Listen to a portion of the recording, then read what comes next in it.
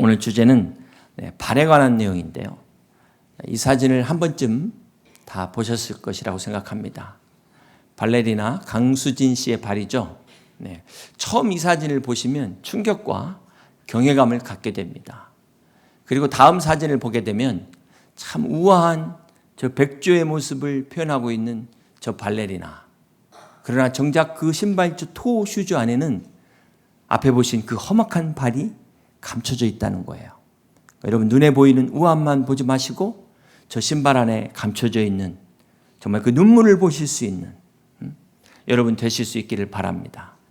이처럼 자신의 분야에서 열심히 땀 흘려 목표를 도달한 사람들의 발을 보면은 많은 생각을 하게 합니다. 우리가 이력서라는 게 밟을 이자, 진할력, 글서 아닙니까? 내 삶의 족적을 모아놓은 것이 이력서입니다. 여러분 삶의 발자취가 내 인생의 역사가 되는 것입니다. 사랑하는 성도 여러분, 여러분 지금까지 어떤 족적, 발자취를 남기셨습니까?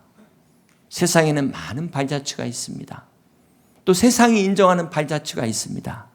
그러나 무엇보다도 중요한 것은 하나님이 인정하는 발자취인 줄로 믿습니다. 오늘 여러분 하나님이 인정하시는 아름다운 발, 오늘 이 발에 대해서 우리가 함께 같이 은혜를 나누고자 합니다. 자, 첫 번째, 우리 하나님이 인정하시는 가장 아름다운 발은 어떤 발일까요? 시편 1편 1절입니다.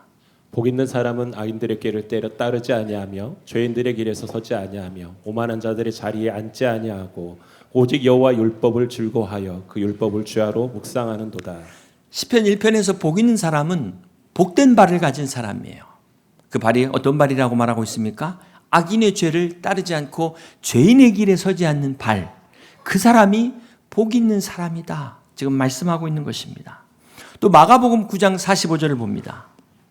만일 내 발이 너를 범죄하게 하거든 찍어버리라.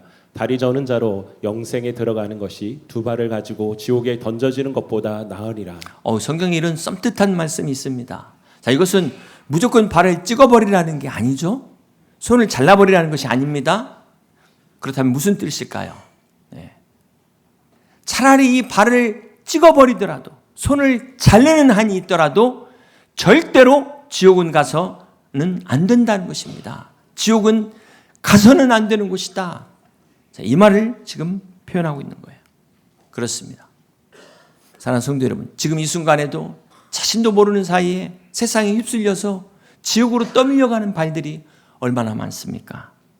진정 복된 발은 이 죄의 유혹을 이기고 악한 길에서 돌이키는 천국을 향하여 가는 발이 복된 발인 것을 믿으시기를 바랍니다. 오늘 이 복된 자리에 함께 하신 여러분을 주님의 이름으로 축복합니다. 여러분들은 이미 복된 발을 가지신 줄로 믿으시기를 바랍니다. 그러나 또 한 주간도 이 복된 발걸음을 통해서 사망의 길이 아니라 주님과 함께 생명의 길을 갈 수 있는 저와 여러분 다 되시길 주님의 이름으로 축복합니다. 두 번째, 하나님 보실 때 가장 아름다운 발은 어떤 발일까요? 전도서 5장 1절입니다. 너는 하나님의 집에 들어갈 때 내 발을 삼갈지어다. 가까이하여 말씀을 듣는 것이 우매한 자들이 제물 드리는 것보다 나으니 그들은 악을 행하면서도 깨닫지 못함이니라. 두 번째, 하나님 보실 때 아름다운 발은 바로 하나님의 전에 들어가는 발이다. 주님의 교회를 가까이 하는 발이 하나님이 보실 때 아름다운 발이라는 것입니다. 특별히 말씀을 가까이 하는 발이 복된 발이다라고 말씀하고 있습니다. 이사야서 58장 13절을 보시겠습니다. 만일 안식일에 내 발을 금하여 내 성일에 오락을 행하지 아니하고 안식일을 일컬어 즐거운 날이라 여호와의 성일을 존귀한 날이라 하여 이를 존귀하게 여기고 내 길로 행하지 아니하며 내 오락을 구하지 아니하며 사사로운 말을 하지 아니하면 내가 여호와 안에서 즐거움을 얻을 것이라. 내가 너를 땅의 높은 곳에 올리고 내 조상 야곱의 기업으로 기르리라. 여호와의 입의 말씀이니라. 아멘. 여호와의 말씀이 주일날에는 발을 삼가 뭘 하지 말고요? 오락을 하지 말라는 것입니다. 자, 이 말의 뜻은 주일날 예배를 빠지면서까지 놀러가면 안 된다는 거예요. 안타까운 것은 이 말씀을 들어야 될 사람은 지금 여기 없는 거죠. 네. 사랑하는 성도 여러분, 마귀는 지금 우리의 발을 붙잡고 넘어뜨리려고 하고 있어요. 여러분도 경험하신 분들 계시겠지만 꼭 주일만 되면은 무슨 일이 생겨가지고 예배 오기 직전에 막 마음을 상하게 만들고 발을 걸어서 넘어뜨리는 이 마귀의 방해가 있지 않습니까? 마귀는 어떻게 해서든지 주님의 전에 오지 못하도록, 여러분이 말씀을 갖가지 하지 못하도록 핑계를 만든다는 거예요. 예배를 방해한다는 것입니다. 사랑하는 성도 여러분, 마귀는 온갖 유혹으로 올무를 걸어서 덫을 놓고 우리를 넘어뜨리려고 한다는 사실을 잊지 마시고 이 모든 시험에서 다 이기시고 주님께 가까이 나오는, 주님의 말씀을 가까이 하는 여러분 다 되시기를 주님의 이름으로 축복합니다. 세 번째로 하나님이 인정하시는 가장 아름다운 발은 어떤 발일까요? 오늘 본문 로마서 10장 15절입니다. 보내심을 받지 아니하였으면 어찌 전파하리요. 기록된 바 아름답도다. 좋은 소식을 전하는 자들의 발이여 함과 같느니라. 여기 아름다운 발은 바로 복음의 기쁜 소식을 전하는 발이라고 로마서가 말씀하고 있습니다. 자, 이 말씀이 원래 이사야 52장에서 나오는 말씀이죠. 우리 7절 말씀을 같이 한번 보실까요? 좋은 소식을 전하며 평화를 공포하며 복된 좋은 소식을 가져오며 구원을 공포하며 시온을 향하여 이르기를 내 하나님 통치하신다 하는 자의 산을 넘는 발이 어찌 그리 아름다운가. 산을 넘는 발이 어찌 그리 아름다운가. 기쁜 이 복음의 소식을 전하기 위하여 순종하는 그 발이 어찌 그리 아름다운고 지금 찬양하고 있는 것입니다. 사랑하는 성도 여러분, 여기 바로 기쁜 소식이 복음입니다. 우리 예수님이 이 땅에 오셔서 우리의 모든 죄를 대신하여 십자가에 죽으시고 부활하신 이 복음을 믿는 자들에게 하나님의 구원을 베푸시는 이 기쁜 소식, 이 복음을 전하는 발이 얼마나 아름다운가. 할렐루야. 지금 찬양하고 있는 거예요. 오늘 본문 로마서 10장은 하나님의 구원에 대한 인간의 책임을 말씀하고 있습니다. 특별히 우리가 읽은 14절과 15절에는 이 네 가지의 질문을 통하여 우리가 구원에 이르는 단계를 설명하고 있습니다. 첫 번째 단계, 로마서 10장 14절을 보시면 그런즉 그들이 믿지 아니하는 일을 어찌 부르리요. 첫 번째 단계는 어찌 부르리요의 단계입니다. 우리가 구원을 받으려면 주님의 이름을 불러야 하는데 믿지 않는 일을 어찌 부를 수 있냐는 것입니다. 두 번째 단계는 계속해서 듣지 못한 일을 어찌 믿으리요. 두 번째는 어찌 믿으리요의 단계예요. 주님의 이름을 부르려면 먼저 믿어야 되는데 복음을 듣지 않고 어떻게 믿을 수 있겠냐라는 것입니다. 그리고 세 번째 단계는 전파하는 자가 없이 어찌 들으리요. 세 번째는 어찌 들으리요의 단계입니다. 우리가 복음을 들어야만 믿을 수가 있는데 전하는 자가 없는데 어떻게 들을 수가 있겠느냐라는 것입니다. 그리고 마지막 네 번째가 15절입니다. 보내심을 받지 아니하였으면 어찌 전파하리요. 어찌 전파하리요 단계가 네 번째 마지막 단계입니다. 복음을 들으려면 전하는 자가 있어야 되는데 복음을 전파하려면 먼저 이 보내심이 있어야 된다는 것입니다. 이것이 마치 지금 끝말잇기처럼 이어지는데요. 한 영혼이 믿음으로 구원을 얻기까지 필연적으로 거치는 과정을 말씀하고 있습니다. 그런데 여기에 강조점이 마지막에 있어요. 마지막 보내심에 있다는 것입니다. 그러니까 결론적으로 한 영혼의 구원을 위해서는 누군가의 이 보내심의 순종이 필요하다. 그렇습니다. 사랑하는 성도 여러분, 구원은 전적으로 하나님의 은혜에 달려 있습니다. 그러나 하나님의 구원을 이루시기 위해서는 어떻게 해야 될까요? 우리의 순종, 전도가 필요하다는 것입니다. 그러므로 하나님은 오늘도 우리의 순종, 이 전도를 통해서 잃어버린 영혼들을 구원하는 구원의 역사를 이루신다는 사실을 기억하시길 바랍니다. 이번에 우리나라에서 노벨 문학상을 받았습니다. 상금이 13억이 넘는데 전액이 비과세래요. 이 얼마나 기쁜 소식이에요. 세금을 안 낸다는데 남일이라고 그렇게 생각하지 마시고 정말 자랑할 만하지 않습니까? 네.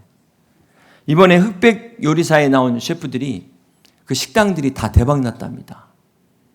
그래서 그 1등한 사람은 그 예약이 안 돼가지고 안표까지 막 할 정도래요. 물론 우리하고는 뭐 상관이 없겠지만 그래도 유명한 셰프가 요리한 음식을 여러분 먹은 사람이 자랑할까요? 안 할까요? 나 누가 요리하는 거 먹어봤어.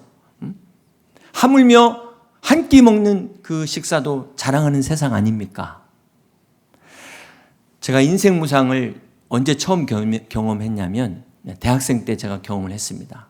머리털 나고 처음으로 그 호텔 뷔페를 제가 갔어요. 그날 이제 목사님께서 3명을 데리고 호텔 뷔페라는 곳을 처음으로 데리고 갔는데, 그날 잊을 수 없는 게 점심에 호텔 뷔페 가서 먹고 저녁에 자취방에서 라면을 끓여 먹을 때 인생 무상이 이거구나 이것을 깨달았어요. 여러분 한번 생각해 보세요. 아무리 노벨상이라 할지라도, 노벨상의 할아버지일지라도 사람의 생명을 하루라도 연장시킬 수 있을까요? 그런데 하나님이 우리에게 주신 것이 무엇입니까? 영원한 생명이잖아요.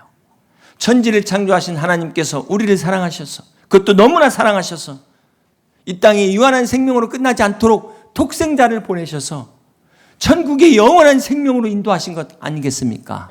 이것을 믿는 자들에게 하나님께서, 이 예수 그리스도를 믿는 자들에게 이런 은혜를 베푸셨다는 거예요. 사랑하는 성도 여러분, 이 은혜를 받은 우리가 어떻게 자랑하지 않을 수 있겠습니까? 어떻게 우리가 하나님을 찬양하지 않을 수 있겠습니까? 어떻게 가만히 있을 수 있겠습니까? 어떻게 이런 설교를 듣고 반응이 없을 수 있겠습니까? 이게 우리 감정의 문제예요, 이게. 우리 감정이라는 게 이게 믿을 게 못 되더라고요. 제가 13년 만에 베를린 갈 때 저는 너무 감격할 줄 알았어요. 그런데 베를린 딱 도착하는 순간 여기가 베를린 맞아? 실감이 안 나더라고요. 감정에도 시차가 있더라고요. 감정에도 시차가. 이 감정이 믿을 게 못 된다. 물론 감격이 없었다는 게 아니에요. 그게 생각과 또 다르더라. 이 감격이라는 게, 감동이라는 게 내 생각과 다르더라. 구원의 확신을 이런 감정에다 두면 안 된다는 겁니다. 믿지 못할 감정을 붙잡지 마시고 오직 하나님의 말씀만 붙잡는 여러분 되시기를 바랍니다. 구원의 확신은 변치 않는 하나님의 약속의 말씀을 붙드는 거예요. 여기에 우리의 구원의 근간이 있음을 잊지 마시길 바랍니다. 오늘 로마서 10장 13절에 누구든지 주의 이름을 부르는 자는 구원을 받으리라 그랬어요. 여러분, 이것이 바로 하나님의 예정입니다. 어떤 분들은 하나님의 예정을 오해하는 분이 있어요. 태어날 때부터 이미 구원받은 사람 정해졌다. 어떤 사람은 지옥 가도록 태어났다. 그러면 믿을 필요가 어디 있겠습니까? 이렇게 예정론에 대해서 오해하는 사람들이 있어요. 하나님이 다 선택하셨는데 내가 할 게 뭐가 있냐? 여러분, 이것은 하나님의 예정을 오해하고 있는 것입니다. 하나님께서 태초에 인간을 창조하시고 선악과를 뒀다는 것은, 선악과가 뭐죠? 인간에게 선택의 자유의지를 주신 거예요. 그러므로 하나님의 예정이라는 것은 하나님께서 독생자 예수 그리스도를 통하여 세상을 구원하시도록 작정하셨는데, 이 예수 그리스도를 믿는 자들은 모든 사람들을 다 구원하겠다. 이게 바로 하나님의 예정이라는 것입니다. 그렇습니다. 사랑하는 성도 여러분, 누구든지 예수님을 믿기만 하면, 누구든지로 끝나지 않습니다. 예수님을 믿는 모든 사람들은 다 구원을 받는다. 이것이 바로 하나님의 예정입니다. 자, 이 말씀은 구원이 전적인 하나님의 은혜이지만 그럼에도 불구하고 구원받지 못한 사람이 있어요. 그것은 전적으로 그 사람의 책임이라는 것입니다. 어느 누구도 하나님을 원망할 수가 없어요. 요한복음 1장 4절에 보면 이런 말씀이 있습니다. 말씀이 육신이 되어 우리 가운데 거하심에 우리가 그의 영광을 보니 아버지의 독생자의 영광이요 은혜와 진리가 충만하더라. 요한복음 예수님을 소개할 때 말씀이 육신이 되어 오신 하나님, 이렇게 소개하고 있습니다. 그러니까 말씀, 로고스가 육신이 되어 레마로 오신 그 예수님, 성육신이에요. 이것이 바로 성육신입니다. 우리가 경건 말씀을 볼 때, 우리가 이렇게 큐티를 할 때 하나님의 말씀이 깨달아지잖아요. 깨달아지지 않는 분들은 이게 아직 로고스가 레마가 안 된 거예요. 성육신이 안 된 겁니다. 그래서 기도하셔야 돼요. 성령의 역사가 바로 저 밖에 있는 하나님의 말씀이 내 안에 나의 살아있는 생명이 되는 내 말이 되는 이게 바로 하나님의 역사라는 것입니다. 그래서 우리가 하나님의 말씀을 보는 것 아닙니까? 오늘 경건 말씀이 열왕기하 23장이죠. 우리가 지금 요시야 왕에 대한 말씀을 함께 하고 있습니다. 오늘 경건 말씀 열왕기하 23장 25절과 26절만 같이 보시겠습니다. 요시야와 같이 마음을 다하며 뜻을 다하며 힘을 다하여 모세의 모든 율법을 따라 여호와로 돌이킨 왕은 요시야 전에도 없었고 후에도 그와 같은 자가 없었더라. 그러나 여호와께서 유다를 향하여 내리신 그 크게 타오르는 진노를 돌이키지 아니하셨으니 이는 므낫세가 여호와를 경노하게 한 그 모든 경노 때문이라. 이 요시야 왕이 얼마나 마음과 뜻과 힘을 다하여 여호와 하나님을 섬겼던지 요시야 전에도 이와 같은 왕이 없었고 후에도 이와 같은 왕이 없었다. 이런 놀라운 평가를 하고 있어요. 그런데 그럼에도 불구하고 하나님이 진노를 돌이키지 않은 이유가 누구 때문입니까? 므낫세예요. 이 므낫세가 누굽니까? 히스기야의 아들입니다. 히스기야가 죽을 병 걸렸을 때 기도해서 15년 연장받고 낳은 아들이 므낫세예요. 여러분, 자, 여기서 우리가 이 말씀이 내마가 돼야 돼요. 하나님께서 왜 우리의 기도를 바로 응답하지 않으실까요? 이 히스기야와 같은 일이 생기지 않기 위해서 하나님께서 우리의 기도를 바로바로 응답하고 싶어도 하실 수가 없다는 겁니다. 그래서 오늘 우리가 기도할 때 가장 좋은 응답은 내 뜻대로가 아니라 하나님의 뜻대로 기도하는 것이 가장 좋은 것입니다. 다시 돌아가서 말씀이 육신이 되어 우리 가운데 오신 예수님은 은혜와 진리가 충만하다 그랬어요. 무슨 말입니까? 주님의 은혜는 그냥 눈 딱 감고 넘어가는 진리와 대립이 되는 그런 은혜가 아니라는 것입니다. 진리를 무너뜨리는 은혜가 아니라는 것입니다. 우리 주님의 은혜는 십자가를 통하여 주님이 대속하심으로 온전히 희생하심으로 오히려 하나님의 공의 진리를 세우는 은혜였어요. 그렇습니다. 이 은혜와 진리가 서로 상반되는 것 같지만 이것이 그리스도 안에서 하나가 된 것입니다. 이 은혜와 진리가 충만한 예수 그리스도를 믿기만 하면 구원을 얻게 되는 것입니다. 이것이 복음이에요. 사랑하는 성도 여러분, 많은 사람들이 이 은혜와 진리의 두 개의 잣대를 가지고 자기 마음대로 합니다. 자기 마음대로. 오늘 우리의 문제가 어디서 시작될까요? 이 은혜가 없는 진리에서 시작된다는 거예요. 진리만 아는 사람들, 이 진리를 가지고 은혜가 없으니까 어떻게 해요? 남을 판단하고 정죄하고 비판하고 그것을 가지고 다른 사람을 끌어내리는 데 사용합니다. 남에게는 진리의 잣대를 들이대면서 자기한테는 또 은혜의 잣대를 들이대요. 이렇게 모순적이라는 것입니다. 인간이 그래요. 인간이. 우리가 그렇다는 거예요. 이게 인간의 연약함이에요. 그러나 우리 주님은 은혜와 진리가 충만하신 하나님이신 것을 믿으시기를 바랍니다. 그렇기 때문에 누구든지 이 예수님을 믿으면 은혜로 말미암아 용서받고 하나님의 공의로 영생을 얻는 이 기쁜 소식, 이 복음을 전하는 아름다운 발이 되시기를 주님의 이름으로 축복합니다. 잠언 18장 24절을 보시면 이런 말씀이 있습니다. 많은 친구를 얻는 자는 해를 당하거니와 어떤 친구는 형제보다 친밀하니라. 오늘 여러분에게는 어떤 친구가 있습니까? 친구가 많다고 좋은 게 아니에요. 마태복음 2장에 보면은 이 중풍병자를 4명의 친구가 침상에 메고 와가지고 지붕을 뚫고 주님을 만나게 합니다. 주님이 그것을 보시고 다 칭찬하셔서 이 중풍병자가 구원받고 치유받습니다. 친구를 위해 기꺼이 이 많은 사람들의 그 벽을 넘고 지붕까지 뚫는 이런 구원과 치유의 기적의 역사가 일어난 발. 오늘 여러분의 발이 이처럼 어떤 벽이라도 이 모든 주님을 가로막는 벽을 다 넘어서는 지붕까지도 오르고 지붕까지도 뚫을 수 있는 주님의 기적을 일으킬 수 있는 복된 발 되시기를 주님의 이름으로 축복합니다. 그러지 않아도 친구가 없는데 친구 얘기해가지고 마음이 울적하신 분 계십니까? 우리 주님이 진정한 친구라는 사실을 잊지 마시길 바랍니다. 이제 말씀을 정리합니다. 사랑하는 성도 여러분, 오늘 교회에서 가장 중요한 게 무엇일까요? 여러 가지가 다 중요하죠. 교회에서 구제, 봉사 다 중요합니다. 그러나 이런 것들은 우리 교회가 아니어도 일반 사회단체에서 다 하는 거예요. 다른 사람들이 할 수 있어요. 그렇다면 오직 교회만이 할 수 있는 것이 무엇입니까? 교회만이 유일하게 세상에 줄 수 있는 것이 무엇입니까? 바로 오직 예수 그리스도의 십자가의 복음입니다. 오늘 교회가 이 땅에 존재하는 이유가 바로 이 하나님의 영원한 생명 예수 그리스도의 십자가의 복음을 증거하기 위하여 이 땅에 교회가 세워졌음을 잊지 마시길 바랍니다. 어제 뉴스에 보니까 1947년에 보스턴 마라톤의 영웅 서윤복의 길이 이 마포에 만들어졌다, 이런 뉴스를 봤는데요. 여러분, 마라톤의 유래를 아시지 않습니까? BC 490년에 그리스가 페르시아와의 전쟁에서 승리한 승전보를 전한 것이 오늘의 마라톤의 기원이 됩니다. 이 마라톤이 지명이잖아요.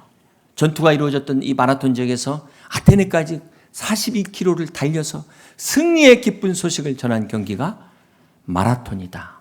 자, 그렇게 볼 때 오늘 우리 그리스도인들이 바로 복음의 마라톤을 뛰는 바로 복음의 선수들이라는 것입니다. 우리 모두가 마라톤 선수처럼 이 복음의 기쁜 소식을 전하기 위하여 뛰어야 되는 것입니다. 달려야 되는 것입니다. 사랑하는 성도 여러분, 오늘 우리가 이 소식을 전하지 않으면 누가 전할까요? 미국의 유명한 D.L. 무디 목사님의 전기에 보면 이런 내용이 나옵니다. 하루는 목사님이 시카고에서 전도 대부흥 집회를 하는데 자꾸만 성령님이 감동을 주시는 겁니다. 이 종말에 대해서 설교해라. 심판과 회개에 대해서 말씀을 전하라. 그러지 않아도 그것은 이제 마지막 날 하려고 하는데요. 자꾸 성령님이 오늘 하라는 거예요. 오늘. 이렇게 부담을 주시는데도 무디 목사님이 끝까지 억누르고 그냥 예정된 설교를 하고 마쳤다고 합니다. 그런데 그날 밤에 바로 시카고에 그 유명한 대형 화재가 일어난 거예요. 1871년 10월 8일부터 시작돼서 10일까지 시카고 도심을 휩쓴 기록적인 대형 화재로 수많은 사람들이 목숨을 잃은 것입니다.